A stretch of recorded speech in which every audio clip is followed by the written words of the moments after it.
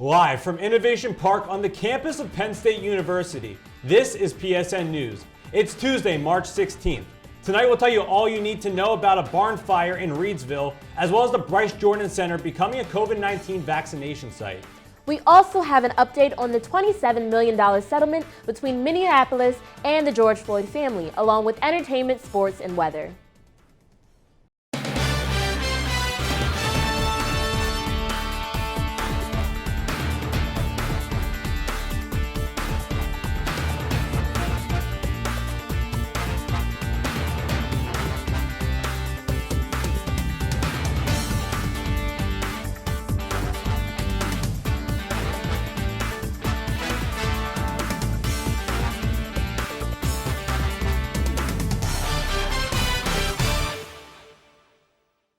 Thanks for joining us tonight. I'm Zach Gershman. And I'm Rylee Curry.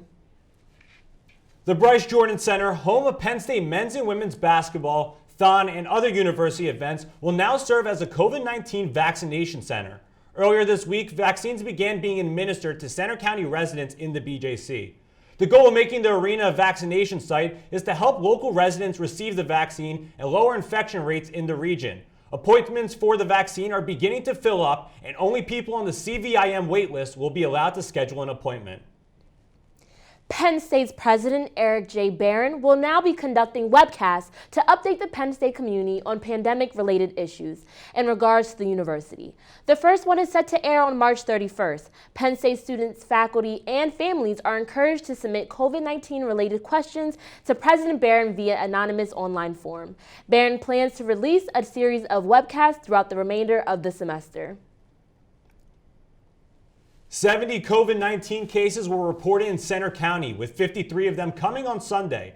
The COVID-19 case number is now over 13,000 within the county.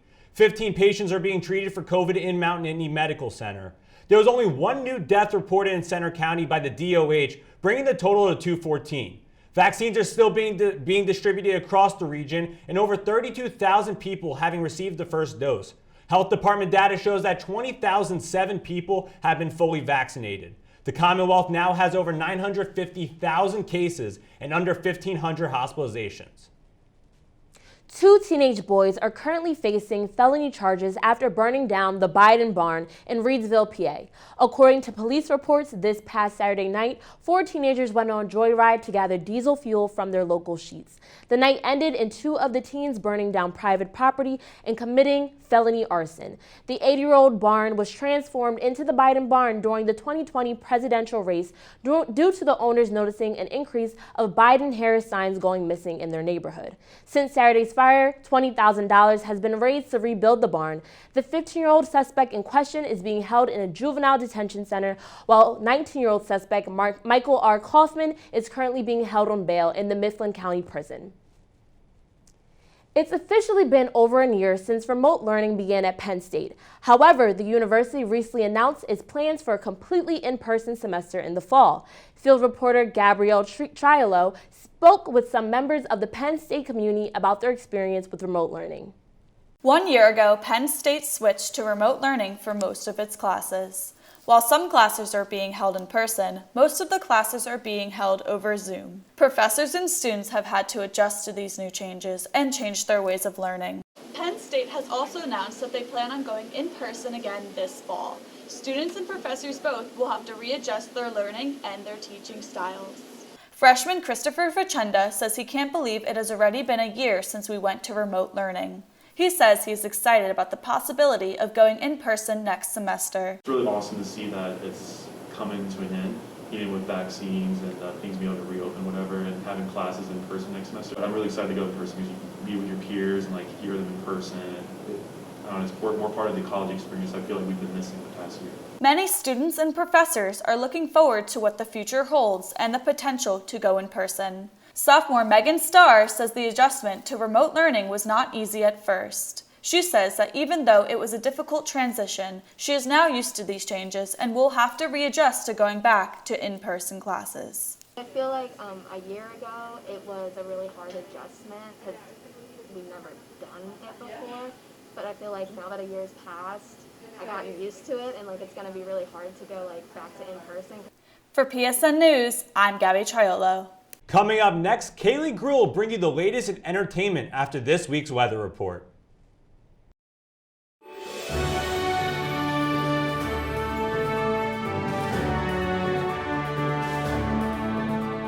From the students of Penn State Meteorology, here is your Penn State Campus Weather Service forecast. Good evening, I'm student meteorologist Lilian Colon here with your PSN News forecast. Let's take a look at our weather headlines. As the low pressure system moves out of our region today, we will have above average temperatures for the day tomorrow. Sadly, there's rain expected for the end of the work week, that is Thursday and Friday, but pleasant conditions are in store for the weekend. Let's take a look at our future weather, where you see for tomorrow morning cloudy skies throughout the state of Pennsylvania, and that's the pattern throughout the day tomorrow. But as we head into Thursday, you can see rain starts getting into central Pennsylvania, giving us rainy skies throughout the day on Thursday, but this system leaves to the east by Friday. You can see Friday at 3 p.m. just a small bands of clouds over State College, but nothing in terms of precipitation after that time. But what's the amount of rainfall we're seeing from this system? Well, here in State College, we are seeing 1.8 inches of rainfall. You can see that comparing it throughout the state, this is the place where we're seeing the highest amount of rainfall from this system. Now for the weekend, you can see Saturday looks beautiful with clear skies all around the state, and sunny skies for Sunday as well, so make sure to enjoy the weekend because it's gonna be beautiful. Now for Monday, clouds start getting into the state, and our next chance for rain is on Tuesday. For tonight, our temperature of 33, there's a chance for sleet, then transitioning to rain, and our winds will be calm. Now for tomorrow, beautiful day in store, above average temperatures with a high of 52 degrees and mostly cloudy skies. Here is your 7-day forecast, where you see the week starts with variable conditions, but once we hit the weekend, temperatures start getting up, and the conditions start being more stable with sunny skies for Saturday and Sunday, and once again clouds start building in for next week. From the Penn State Campus Weather Service, I'm Lilian Colon. Have a wonderful evening.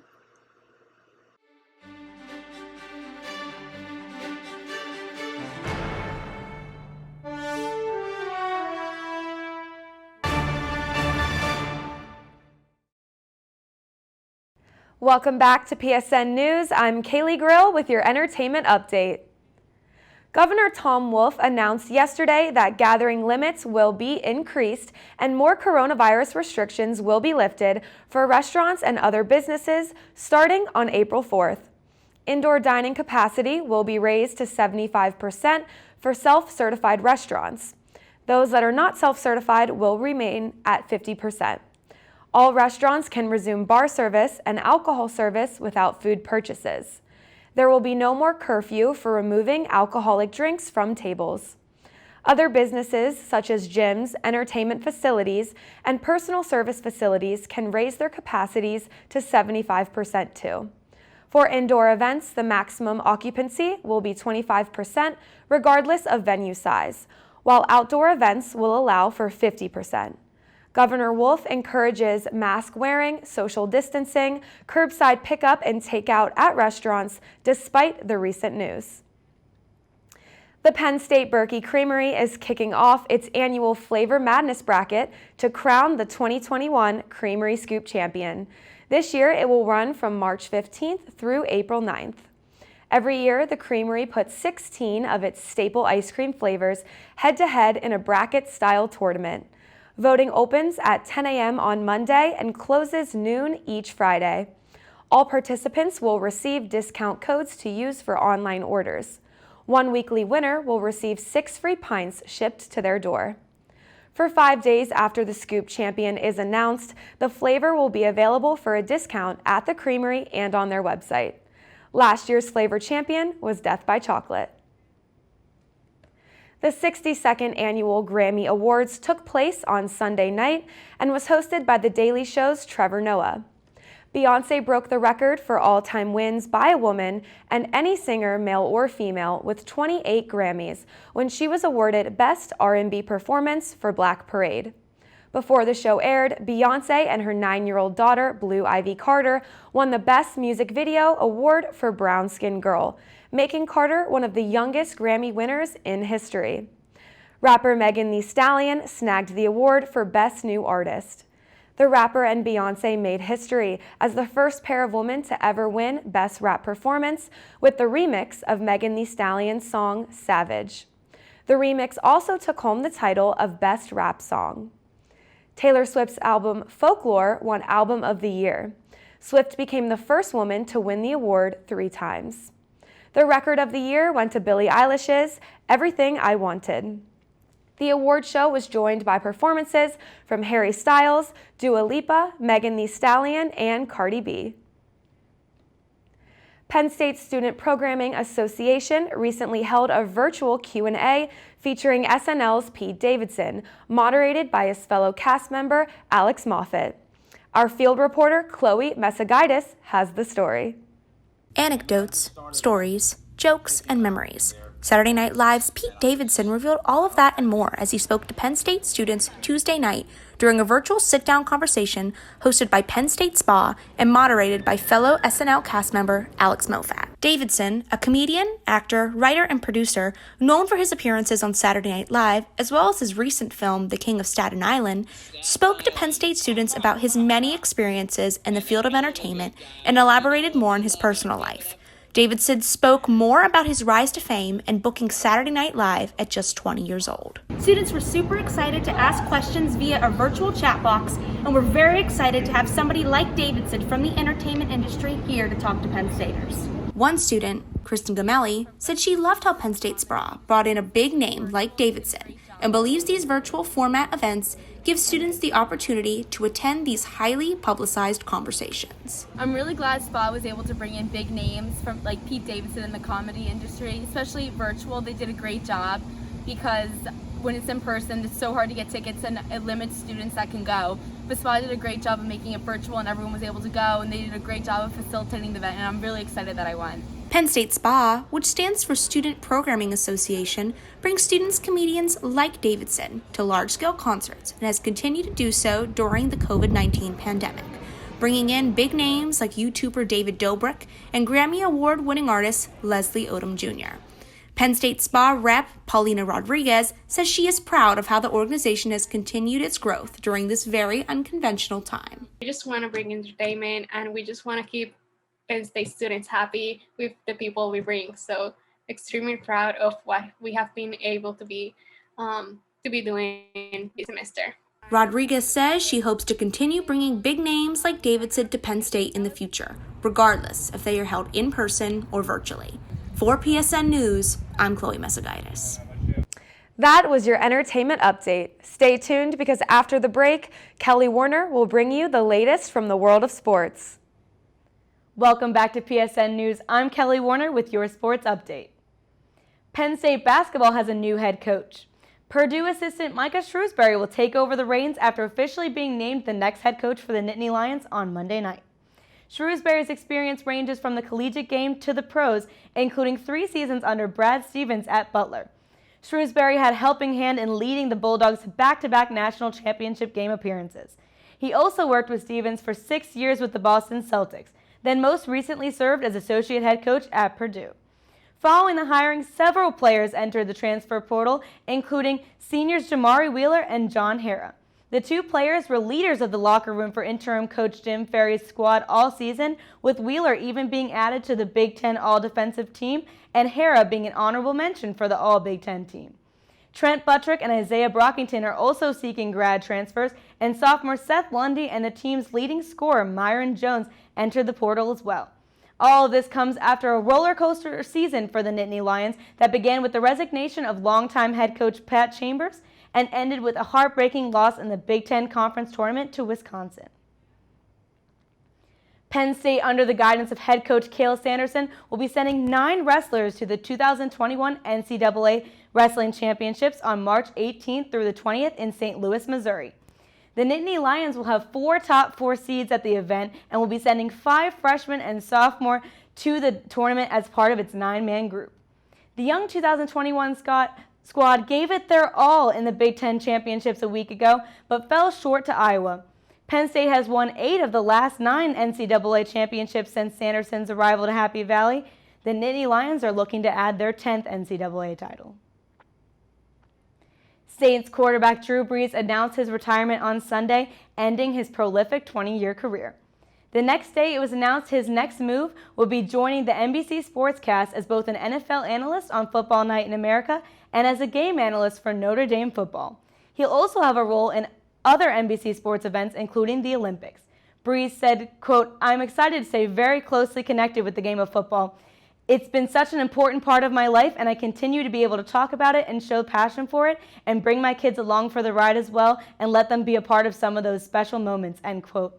Also said he plans to stay involved in philanthropic work in New Orleans, where he played for the last 15 years.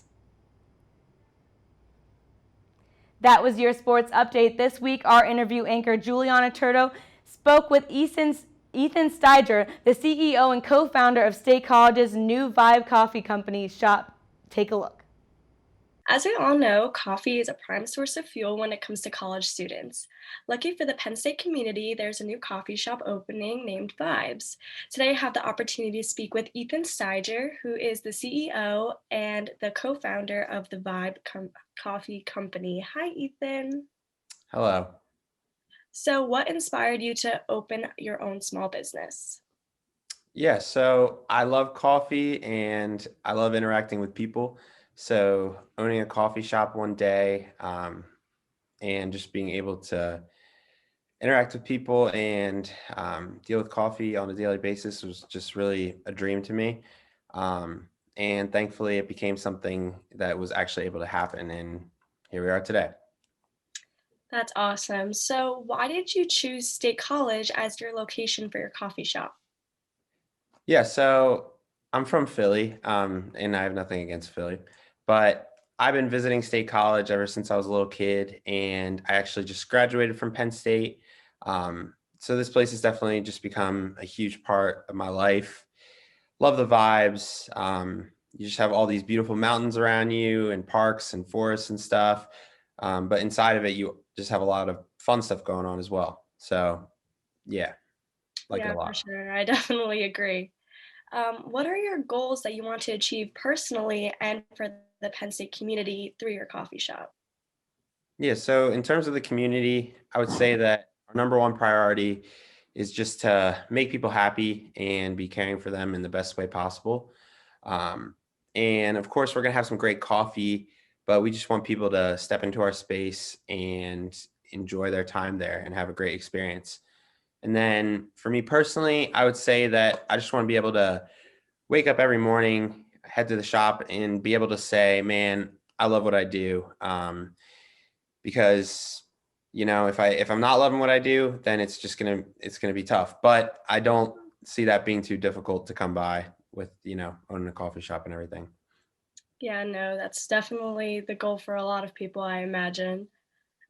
So as we know, this year has been a hard one. So how has the pandemic influenced your journey to create your cafe?